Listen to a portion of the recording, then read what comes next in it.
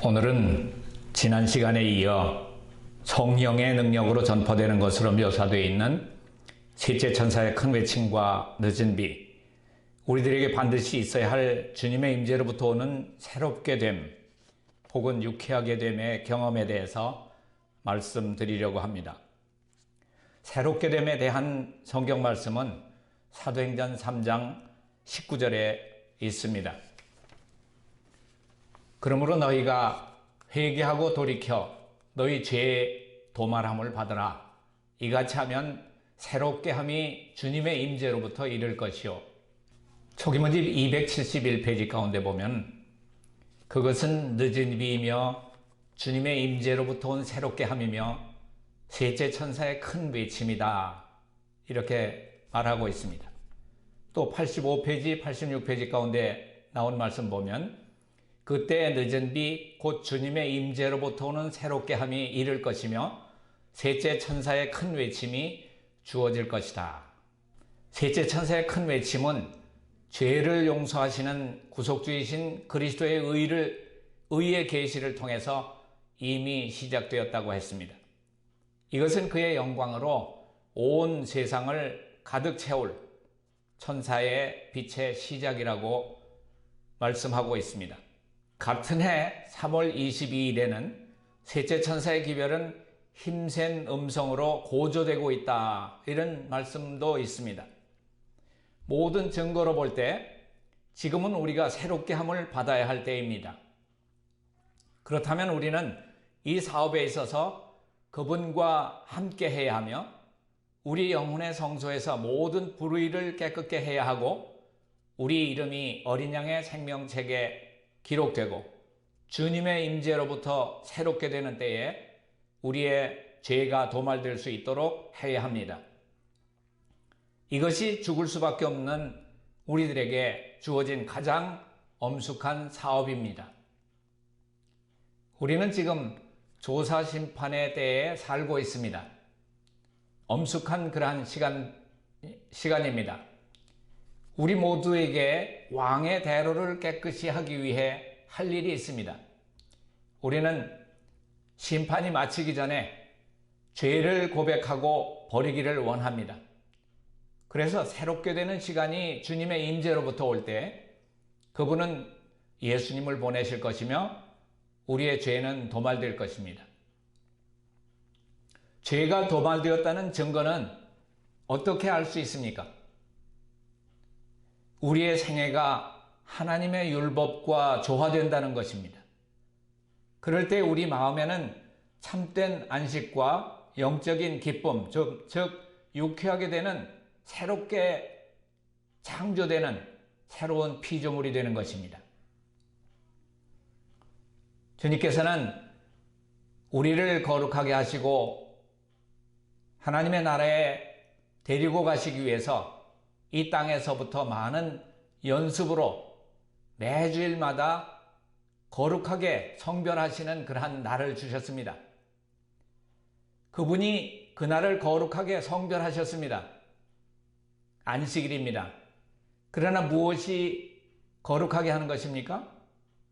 하나님의 임재입니다. 하나님의 임재, 그의 거룩하게 하는 능력은 제7일에 있습니다.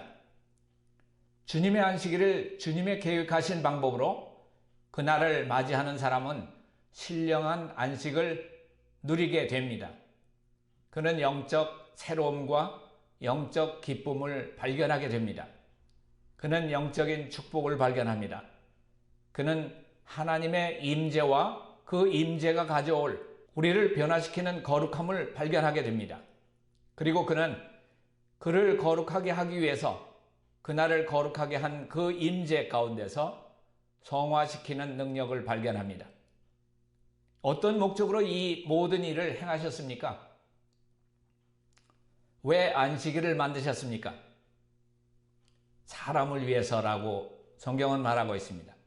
그것은 사람을 위해서 만들어졌습니다. 구약 성경에서 이 안식일을 통해서 영적인 기쁨, 유쾌하게 됨, 혹은 새롭게 된다는 말씀 몇 구절을 찾아보겠습니다.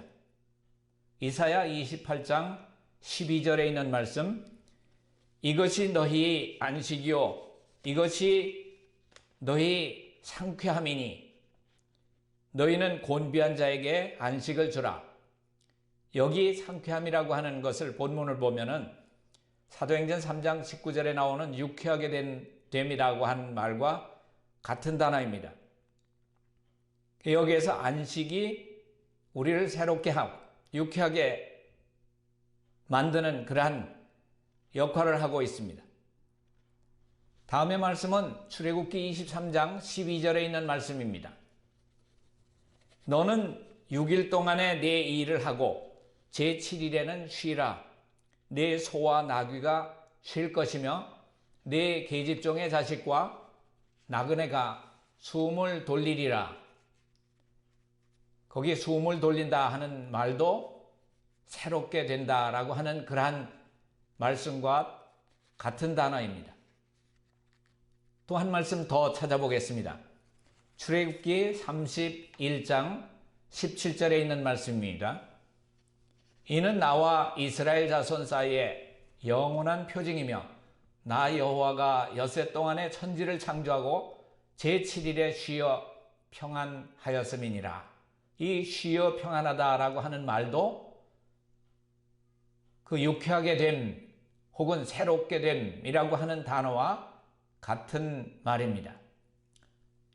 우리 이 세 구절만 봐도 이 제7일 안식일이 바로 우리를 새롭게 하는 그러한 우리에게 하나님의 자녀라고 인을 치는 그러한 역할을 하고 있다고 하는 것을 알 수 있습니다. 우리가 안식일의 주인 되신 예수님을 끊임없이 생각하므로 주님의 임재의 햇빛은 마음의 방에 치료하는 광선을 발하면서 홍수처럼 비출 것입니다. 우리가 예수님을 계속 바라보므로 주님의 형상이 마음에 새겨지고 날마다 생애에서 주님의 의가 나타나게 될 것입니다. 이 일은 이미 시작되었고 지금 진행 중에 있습니다. 선지자는 한 집회에서 그 집회가 끝난 후에 이런 말씀을 하셨습니다. 많은 사람들이 새로움을 얻었으나 전부는 아니었다라고 하는 그러한 내용입니다. 이것은 많은 사람들에게 새롭게 되는 시간이었으나 어떤 이들에게는 그것이 임하지 않았다. 모든 증거로 볼 때 지금은 우리가 새롭게 함을 받을 때, 즉 늦은 비의 때임을 알 수 있습니다. 그러므로 분명한 것은 우리를 거스리는 모든 죄를 완전히 도말받아야 할 때 살고 있다고 하는 것입니다. 죄를 완전히 도말하는 것이 바로 성소를 정결케 하는 것입니다. 다시 말하면 우리의 생애에서 모든 허물을 마치는 것이고 우리의 품성에서 모든 죄를 끝나게 하는 것이고 예수 그리스도를 믿는 믿음으로 하나님의 의를 받아서 우리 안에 영원토록 있도록 하는 것입니다. 이 죄의 도말이 늦은 비에 새롭게 하심을 받는 것에 앞서 있어야만 합니다. 왜냐하면 아브라함의 축복을 받은 사람들만 이 약속된 성령을 받고 죄로부터 구원받은 자들만 아브라함의 축복을 받기 때문입니다. 그렇기 때문에 전과는 달리 지금은 우리가 회개하고 돌이켜서 죄의 도말함을 받고 우리의 생애에서 죄가 완전히 그리고 영원히 끝나게 해서 영원한 의가 드러나도록 해야 합니다. 이렇게 되면 늦은 비에 새롭게 하는 이때에 우리가 성령의 충만한 부음을 받게 될 것입니다. 이 모든 일이 완전히 이루어져야 천국 복음에 추수하는 기별이 하늘에서 내려오는 큰 권세로 온 세상에 전파되어서 땅이 그 영광으로 환하여지게 될 것입니다. 어떻게 해야 우리 주님의 임재가 우리에게 임할 것인가? 자, 이 말씀은 아주 간결하게 요약된 말씀을 실물교훈 67페이지 가운데서 찾아볼 수가 있습니다. 우리가 마음을 그리스도께 온전히 바치면 그는 비와 같이 땅을 적시는 늦은 비와 같이 우리에게 임하실 것이다. 어떻게 하면요? 우리의 마음을 그리스도께 온전히 바치면, 다른 표현으로는 우리의 마음이 그리스도께 항상 거하면, 머무르면 이라고 하는 단어가 같은 단어입니다. 우리의 마음이 예수님께 늘 머물러 있으면, 그것을 온전히 바치면이라고 하는 그러한 해석으로도 번역을 했습니다. 그분이 우리에게 임하시면은 그는 의의 태양 되신 분이고, 의의 태양으로서 치료하는 광선을 바라면서 우리 위에 떠오르겠다고 말씀하셨습니다. 우리는 백합화같이, 늦은 비같이라고 하는 말도 되지만은 또 다른 표현으로는 백합화같이 필 것이고, 또 다른 표현으로는 호세아 14장 7절에는 곡식같이 소생할 것이며 포도나무같이 꽃이 필 것이다. 자, 여기 호세아서에 나온 그 말씀이, 6장 3절에 나온 말씀이 호세아 14장 5절과 호세아 14장 7절 가운데 늦은 비와 백합화와 곡식과 포도나무로서 비유된 성령, 늦은 비 성령을 말하고 있습니다. 우리 생애에서 하나님의 율법과 조화되고 예수 믿음을 통해서 하나님의 계명이 즐겁게 지켜지는 것은 우리의 삶으로서, 그것이 온 세상을 환하게 비출 그러한 마지막 기별로서 전해지게 되는 것입니다. 성령의 능력으로 마지막 자비의 기별을 전해짐으로써 이루어지는 것입니다. 증언과 성경의 말씀을 비추어 볼 때 늦은 비, 즉 큰소리 외침은 의에 대한 가르침이라고 말하고 있습니다. 또한 의를 따라서라고 하는 것입니다. 주님의 방법으로 이루어진다고 하는 것입니다. 자, 큰 외침 곧 늦은 비, 그것은 미네아폴리스에서 기별자들을 통해서 주어진 그러한 남은 교회에 주어진 그러한 희망이었습니다. 그러나 그들은 늦은 비, 셋째 천사의 큰 외침을 거절했습니다. 1896년 정원 가운데 보면은 하나님께서는 배틀클릭에서 모든 그분 자신을 가장 현저한 방법으로 반복해서 드러내셨다. 그분께서는 그곳에 있던 신자들에게 그분의 성령을 대량으로 부어주셨다. 그것은 뜻하지 않은 때에 주어진 것이었다. 어떤 이들은 이 부어주심을 인해 당황했고 저들 자신의 본능적인 성질을 드러냈다. 그들은 말하기를 이것은 단지 흥분일 뿐이다. 이것은 성령이 아니고 하늘로부터 오는 늦은 비의 소나기도 아니다 라고 말했습니다. 그러나 온 우주 세계는 성령으로 나타나신 예수 그리스도를 치욕스럽게 대접하는 것을 목격했습니다. 만일 그리스도께서 저들 앞에 계셨더라고 하면은 그들은 유대인들이 그리스도를 대한 비슷한 태도를 보였을 것입니다. 또 그렇게 대했을 것입니다. 그러나 하나님께서 미네아폴리스에서 풍성하게 주신 빛을 마음대로 거절하고 하나님 앞에 마음을 낮추지 않은 자들은 계속 저항하면서 여호와가 누구간데 내가 그 말을 듣겠느냐, 마치 애굽의 바로왕이 했던 그러한 태도를 가지고 말할 것입니다. 셋째 천사의 기별을 목소리 높여 전할 자들의 깃발이 그 목소리를 사실상 죽이는 다른 깃발로 덮여져 있습니다. 이런 일이 행해지고 있습니다. 우리 백성들은 지금 속히 진리의 깃발을 손에 잡아야 되는 것입니다. 선지자는 바로 지금 오늘날이 늦은 비 때라고 증언하고 있습니다. 이 증언은 1897년의 증언인데 통회하는 심령으로 늦은 비 때인 지금 은혜의 소나기가 우리 위에 내리도록 아주 열렬하게 기도하자. 현재 우리가 살고 있는 시대는 간구하는 자들에게 성령의 시대가 되어야 한다.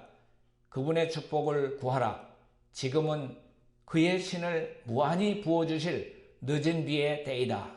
전도법 701페이지 가운데 보면은 교회에 주어질 성령의 강림을 장래에 있을 것으로 기대하고 있지만은 교회가 지금 그것을 받는 것이 특권이라고 했습니다. 성령의 강림을 위해서 구하고 그것을 받기 위해서 기도하고 그것이 있을 것을 믿으라고 했습니다. 우리는 그것을 소유해야만 합니다. 그리고 하늘은 그것을 주려고 기다리고 있습니다. 자, 유대인들은 메시아를 고대하고 있었습니다. 그러나 그분은 그들이 오실 것으로 예견했던 그대로 오시지 않으셨습니다. 그들의 역사는 우리들에게 엄숙한 경고가 되어야 합니다. 우리는 주님께서 그분의 백성들을 위한 빛을 가지고 계실 때에 사단이 조용히 곁에 서서 그것을 받아들이지 못하도록 방해하기 위한 노력을 전혀 하지 않을 것이라고 생각하십니까? 사단은 사람들의 마음속에 불신과 질투와 의혹을 일으키기 위해서 활동할 것입니다. 우리는 하나님께서 보내시는 빛을 거절하지 않도록 조심해야만 합니다. 왜냐하면 그 빛은 우리를 즐겁게 하는 그런 방법으로 오지 않기 때문입니다. 우리는 심판의 때를 알지 못하기 때문에 하나님의 축복이 우리에게서 떠나가게 해서는 안 됩니다.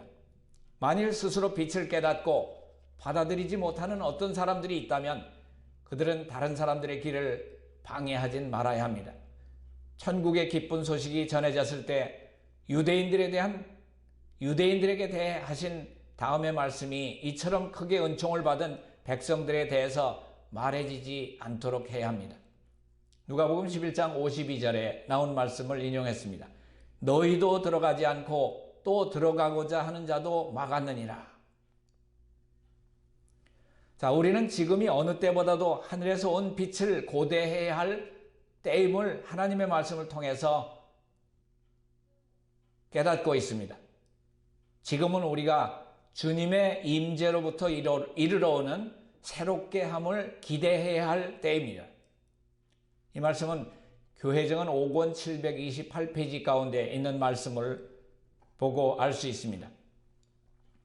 하나님의 백성을 위해서 큰 사업이 성취되기를 기다리고 있는 사람들이 많이 있습니다. 그들은 큰 추수 때에 도움을 얻기 위해서 그분께 기도를 올립니다.